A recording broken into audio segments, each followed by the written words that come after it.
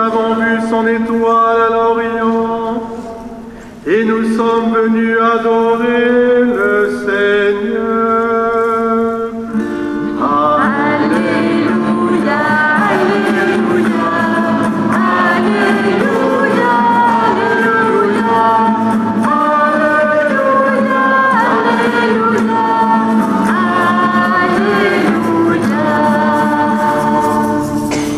Le Seigneur soit avec vous.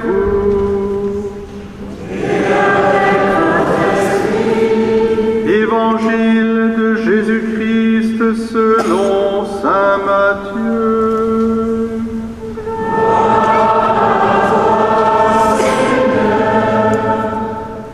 Jésus était né à Bethléem, en Judée, au temps du roi Hérode le Grand. Or voici que des mages venus d'Orient arrivèrent à Jérusalem et demandèrent « Où est le roi des Juifs qui vient de naître ? Nous avons vu son étoile à l'Orient et nous sommes venus nous prosterner devant lui. » En apprenant cela, le roi Hérode fut bouleversé et tout Jérusalem avec lui. Il réunit tous les grands prêtres et les scribes du peuple pour leur demander où devait naître le Christ. Ils lui répondirent « À Bethléem, en Judée, car voici ce qui est écrit par le prophète.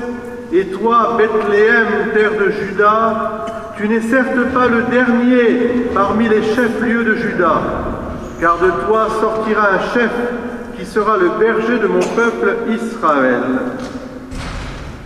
Alors Hérode convoqua les mages en secret pour leur faire préciser à quelle date l'étoile était apparue. Puis il les envoya à Bethléem en leur disant « Allez, vous renseignez avec précision sur l'enfant, et quand vous l'aurez trouvé, venez me l'annoncer, pour que j'aille moi aussi me prosterner devant lui. » Après avoir entendu le roi, ils partirent. Et voici que l'étoile qu'ils avaient vue à l'Orient les précédait, jusqu'à ce qu'elle vienne s'arrêter au-dessus de l'endroit où se trouvait l'enfant.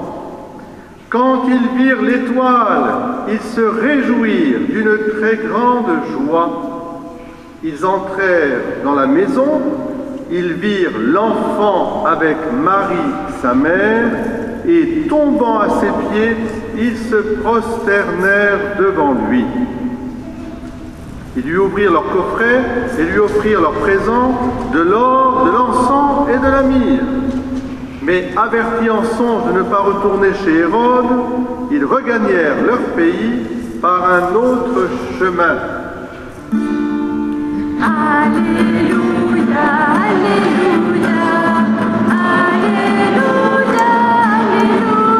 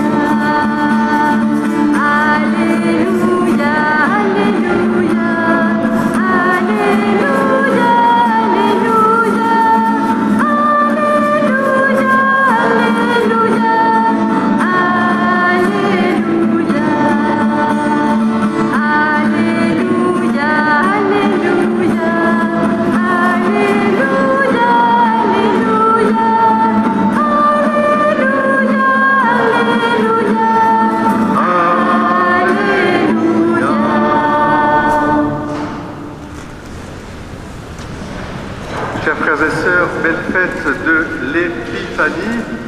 On peut se souhaiter les meilleurs vœux du monde. Pour cette nouvelle année, le plus beau des vœux à se souhaiter, c'est d'ajouter de la vie à notre vie, à nos années. Que ce soit vraiment des années de vie. Pour celles et ceux qui fêtent aussi leurs anniversaires de mariage, 52 ans, pour la famille White, eh bien, nous sommes heureux aussi de les bénir et de les accompagner. Et puis pour vous tous, ajouter de la vie à tous les étages de notre être profondément inscrit dans la création. Le premier des étages, c'est la vie de la biosphère. Regardez aujourd'hui, qu'est-ce qui se passe? Ce sont nos mages qui sont guidés par quoi? Ils sont guidés par qui? Et par quoi, les mages, aujourd'hui? Ils sont guidés par une étoile, une magnifique étoile. La création tout entière chante la gloire de Dieu et révèle le mystère de Dieu, d'un Dieu qui est présent au milieu de nous. Et ils conduisent les mages jusqu'à l'endroit où l'enfant Dieu est là.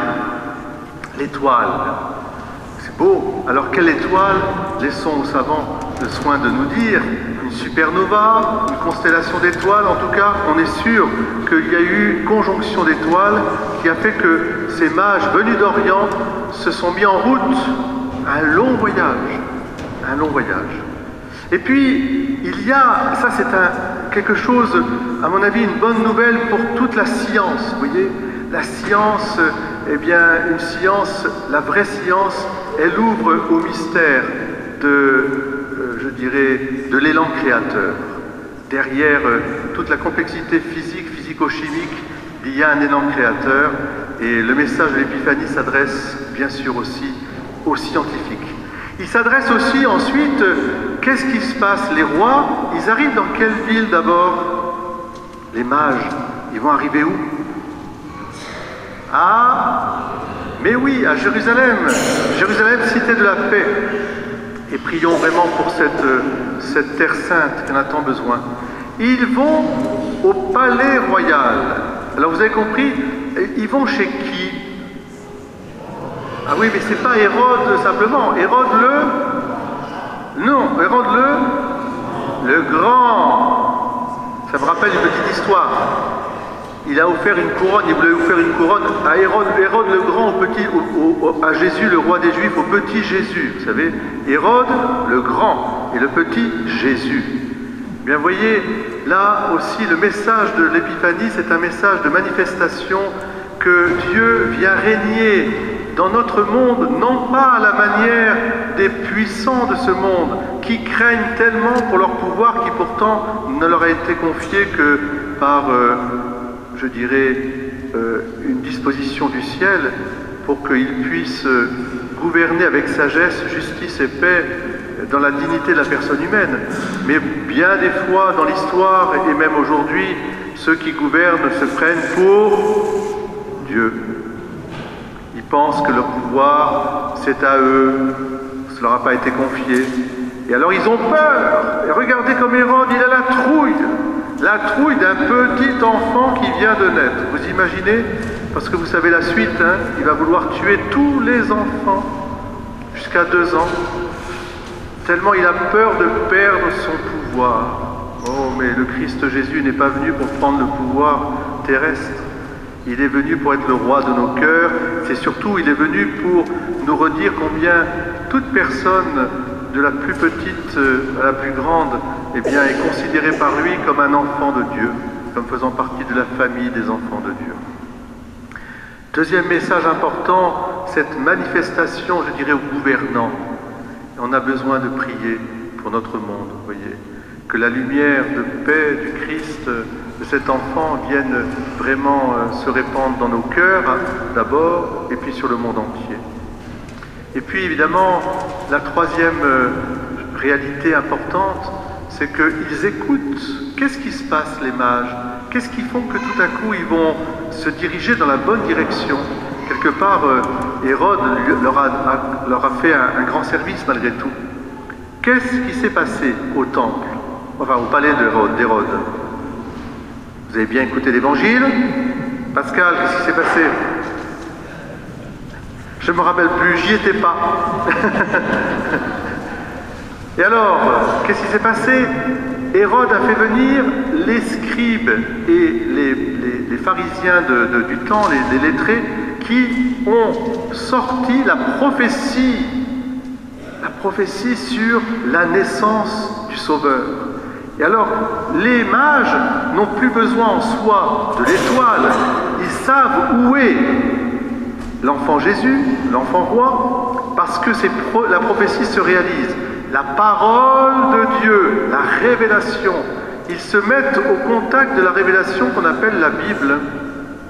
Et ces mages venus d'Orient, avec leur tradition religieuse, vont s'ouvrir à la lumière du Christ. Ils vont être guidés bien sûr par l'étoile, ils vont venir, mais la leçon essentielle, c'est que la fête de l'Épiphanie, c'est l'accueil vraiment de toutes les nations, de toutes les cultures, de toutes les religions même, pour les ouvrir à la lumière du Christ. N'ayez pas peur d'ouvrir grand votre cœur, que ce soit personnel, que ce soit en famille, que ce soit en société, nos gouvernants, que ce soit nos savants, que ce soit bien sûr les autres religions. N'ayez pas peur d'ouvrir grand votre cœur à cette lumière du Christ. Il vient humble et petit. Voilà, que cette étoile ensuite qu'ils ont revue les a remplis de joie. Cette étoile, elle s'appelle Jésus, l'étoile du berger. Elle nous remplit de joie. Il y a Marie aussi, il y a Joseph, il y a la Sainte Famille. Cela nous remplit de joie. C'est quelque chose qui est proche, qui est tout proche de nous.